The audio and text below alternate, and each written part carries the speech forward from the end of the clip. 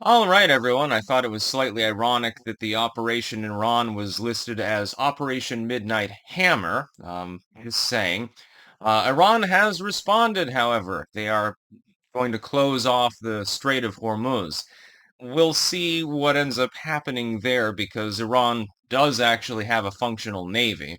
And about a fifth of the world's gas and oil go through that strait, specifically to places like India and places in the Indian Ocean region.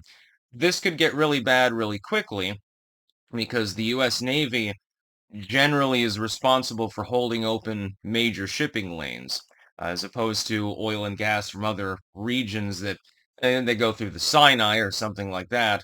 This goes right by Iran, so it's probably going to get a little bit dicey. I have a feeling that the U.S. Navy is going to end up having to respond to this.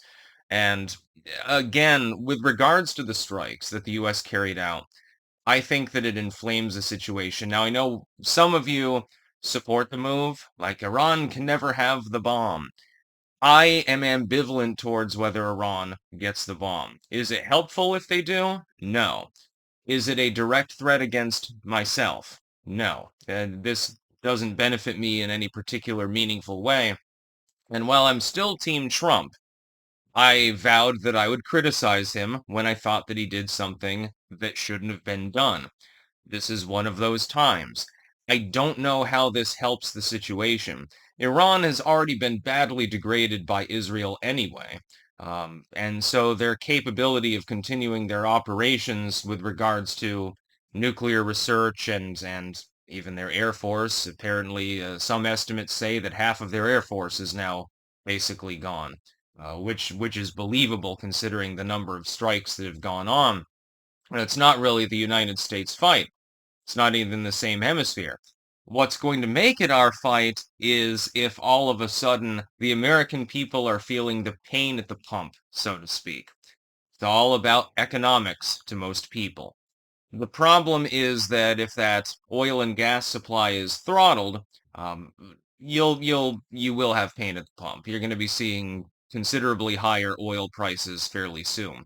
Now, the only good news, the silver lining to this eventuality, is that the United States has a shit ton of gas and oil and coal and lithium apparently, and all of the other things that we need for our own energy infrastructure. You'll remember under Trump's first term, for a while we were a net exporter of oil and gas, and we could supply our own markets quite easily if it weren't for all of the regulations. And Trump preemptively, and I think that these two things are linked together, preemptively decided to get the Zeldin EPA to massively deregulate the Midwestern energy extraction, the oil companies and so forth.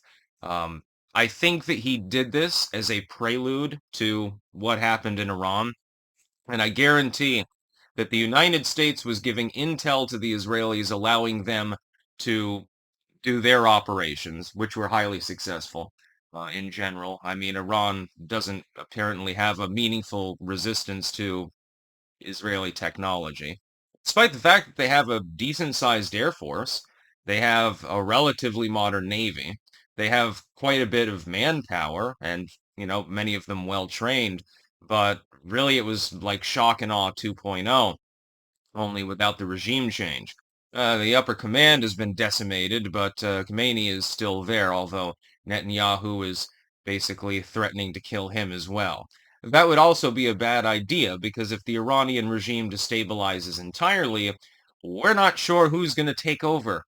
What if communists take over? I mean, they're always looking to do that when a nation is destabilized. What if hardline Islamists take over, even more hardline than the regime that's already there? Well, you could have a million problems, but of course, other countries don't really care about one another's people, generally speaking, unless they're very fast friends, like I'm assuming that Trump cares about the British people.